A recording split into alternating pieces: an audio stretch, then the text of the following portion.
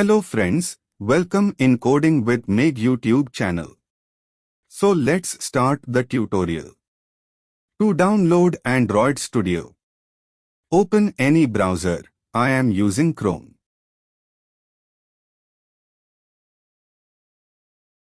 Search for Download Android Studio for Windows.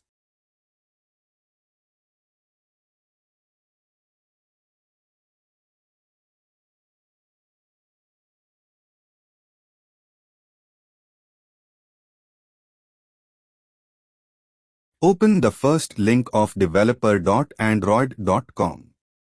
Click the download button. Now scroll and accept the terms and condition.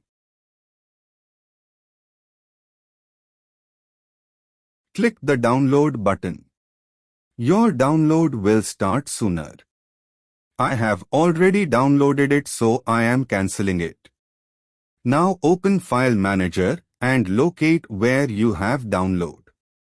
The installation video will be uploaded in this channel sooner in Android Studio playlist. Thanks for watching.